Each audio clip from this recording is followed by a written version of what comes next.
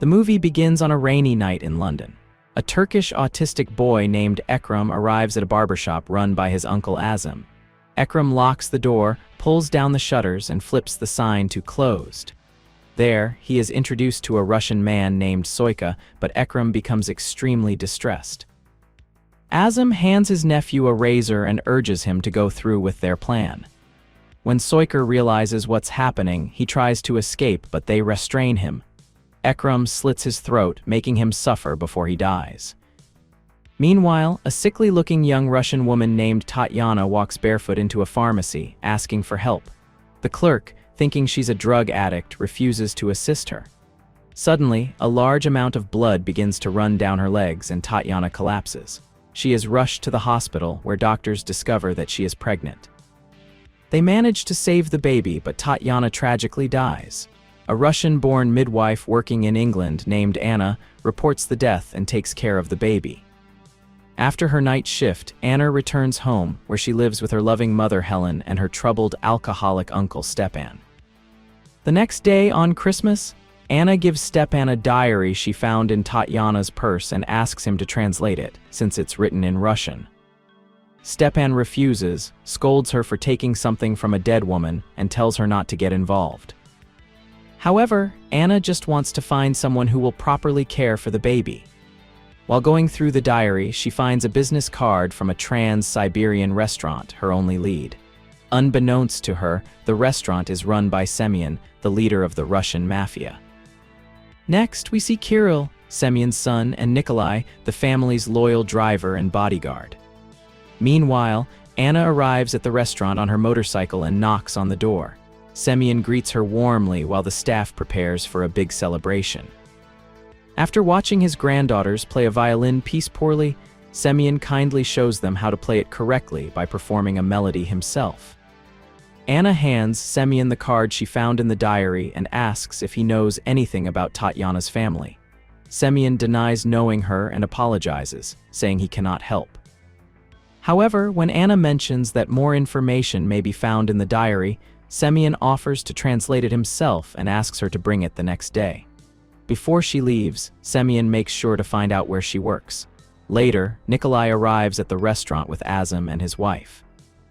As Anna leaves, she briefly chats with Nikolai, who compliments her motorcycle and asks if she wants to sell it. Anna refuses, explaining that it belonged to her father and holds great sentimental value.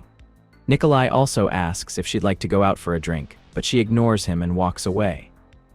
That evening, during dinner at home, a drunken Stepan asks Anna how much longer she plans to stay with them. This comment upsets both Anna and Helen, who comforts her daughter by saying she can stay as long as she wants. Anna, recently separated from her partner, is living with them temporarily. At the restaurant, while everyone is celebrating, Kirill receives a call and, after confirming there's no danger, signals Azim. Nikolai drives Kirill and Azim to the barbershop, but Azim insists Nikolai wait outside, saying he doesn't like him. Kirill objects, claiming Nikolai is useful for the job. Inside, Ekrem excitedly tells them he got tickets to a Chelsea match. Azim sends him outside, promising not to mention he was there. In the shop, Kirill and Nikolai inspect Soyka's corpse, which is stored in a freezer. Kirill says Soyka was like a brother to him, though his facial expression suggests otherwise. Kirill hands Azim an envelope full of cash, saying that money is respect. Nikolai places the body on a table and uses a blow dryer to thaw it. Then he tells the others to leave, warning that things are about to get unpleasant. Nikolai extinguishes his cigarette on his own tongue and proceeds to cut off the corpse's fingers and remove its teeth. Finally, he and Kirill dump the wrapped body into the river where it sinks. Meanwhile, Stepan flips through Tatiana's diary and, visibly disturbed, warns Anna to be very careful as he finds words like rape, prostitution, and needles scattered throughout the pages. Elsewhere, the police discover Soyka's body. The lead inspector examines the corpse and realizes Soyka belonged to a Russian criminal brotherhood known as Vori v Zakon, where each member's tattoos represent their history inside Russian prisons. By reading the tattoos, the inspector deduces that Soyka was a captain who bowed to no one. He also finds a note inside the coat pocket. Back at the restaurant, Anna visits Semyon and gives him a copy of Tatyana's diary, clarifying that the original will be kept for Tatyana's daughter when she grows up. Semyon, claiming to be drunk, says he'll translate it the next day when he's sober.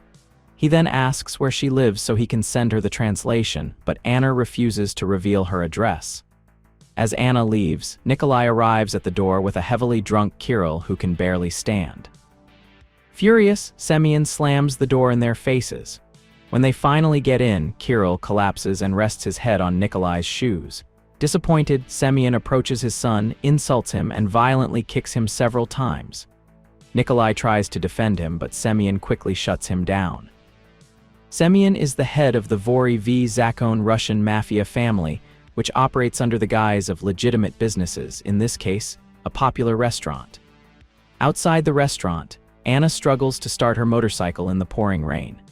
Nikolai offers her a ride home in a limousine, saying that Semyon wouldn't forgive him if he let her walk in such weather.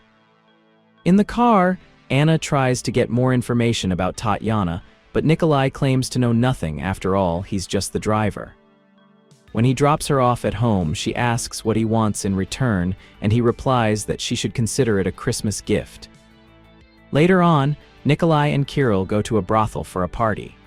Nikolai seems completely uninterested. Irritated by Nikolai's lack of enthusiasm, Kirill orders him to pick a girl and do something, saying he's the boss and also trying to silence rumors about Nikolai's sexuality. Despite his discomfort, Nikolai complies. Kirill watches from the door, laughing and mocking him. Before leaving, Nikolai is moved by a sad but beautiful song sung by a Ukrainian prostitute named Kyrylenko. He tosses her a wad of cash and tells her to try to stay alive a little longer. At the hospital, Anna takes care of the baby, whom she has named Christine. She becomes emotional as it's revealed that she recently lost her own child. Suddenly, Semyon appears. He tells her that he translated the diary and was disturbed to see Kirill's name mentioned several times, along with details of illegal activities. Semyon tries to persuade Anna not to give the diary to the police and promises to deal with Kirill himself, insisting he's a good boy who was led astray after losing his mother at a young age.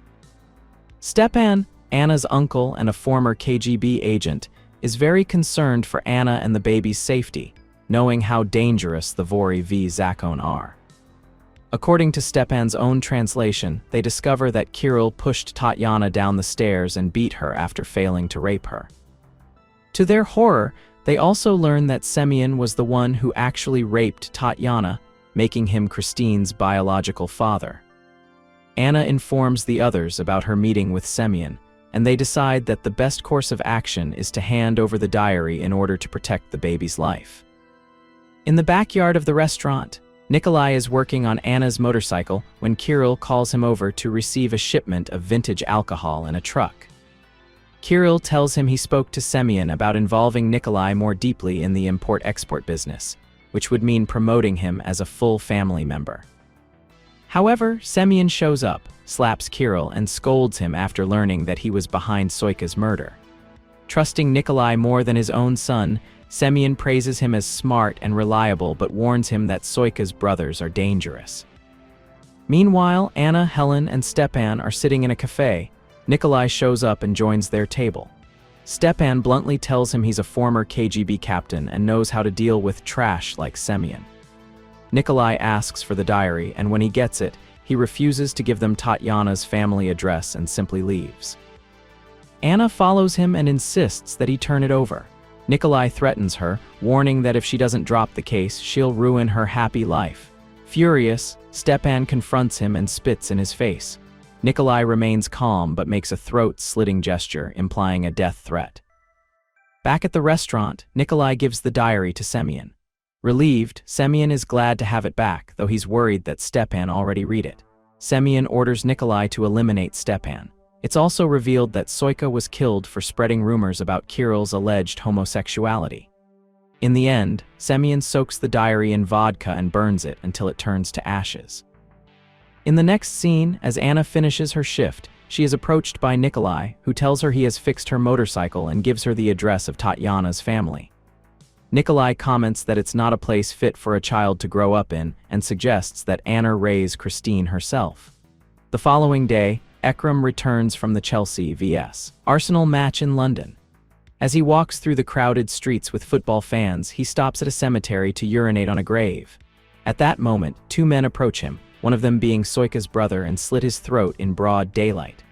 While Semyon enjoys a classic Russian song called Achai Chernai, played by an accordionist in the restaurant, Azim arrives to speak with him.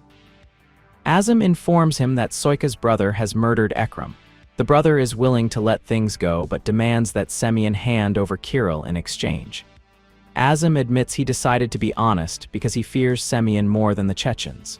Though displeased, Semyon orders Azim to inform the brother that he will comply. Shortly after, Nikolai follows Stepan home and confronts him, implying that he kills him. That same night, Anna waits outside the restaurant when Nikolai and Kirill arrive. Kirill tells her to leave and demands that Nikolai stop seeing her. Anna reminds them that Tatyana was only 14 years old, but Kirill ignores her. Before she leaves, Nikolai warns Anna once again not to get involved in Tatyana's case. As they walk through the kitchen, Kirill mentions that the police raided the brothel and specifically asked for Kirilenko. Later, they meet with Semyon, who dismisses Kirill so he can speak with Nikolai in private. Kirill, upset, goes downstairs to drink. Nikolai tells Semyon that he killed Stepan, which pleases the old man. Afterwards, Nikolai meets with Kirill and says that Semyon offered him the opportunity to earn the star tattoos, which Nikolai accepted. Kirill, excited, says it was his idea for Nikolai to get tattooed. Later on, several members of the Vori V Zakon arrive at the restaurant and are welcomed by Semyon. Nikolai, dressed only in underwear, is inspected by the members, who analyze his tattoos and criminal/family background. Nikolai disowns his parents and is marked with the stars on his shoulders and knees. The next day, Azim meets with Nikolai in a Turkish bathhouse to discuss business matters. Azim says the location is ideal because everyone's tattoos are visible. He excuses himself to go to the bathroom, but instead begins getting dressed. At that moment, two hitmen arrive and Azim introduces Nikolai to them as Kirill, since they've never seen the real Kirill. The men let Azim leave and head into the sauna, where Nikolai is waiting. A brutal fight ensues, and Nikolai eventually kills one of the men by stabbing him in the eye.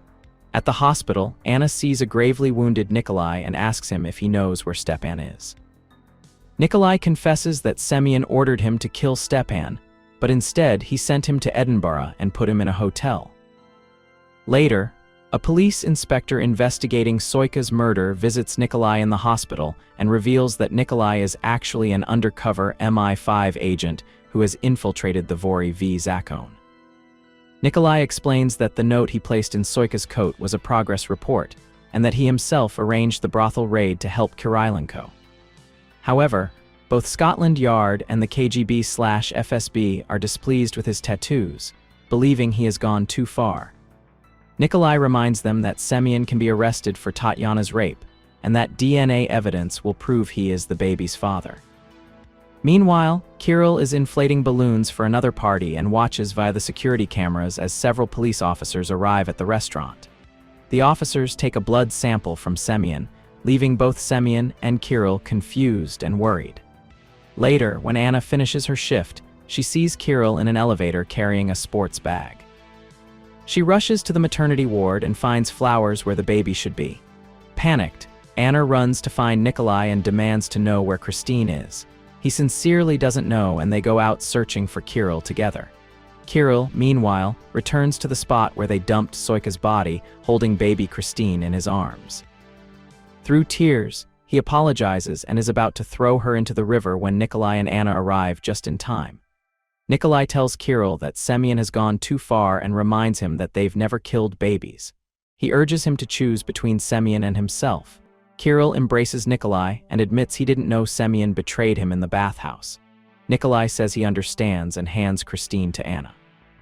He tells Kirill it's time for him to take control of the family and that they can be partners, pushing Semyon out of the picture. Kirill is encouraged and suggests they go celebrate since it's New Year's Eve. Anna, confused, asks Nikolai who he really is and why he helped them. Nikolai simply replies that he can't be king while the king is still on the throne.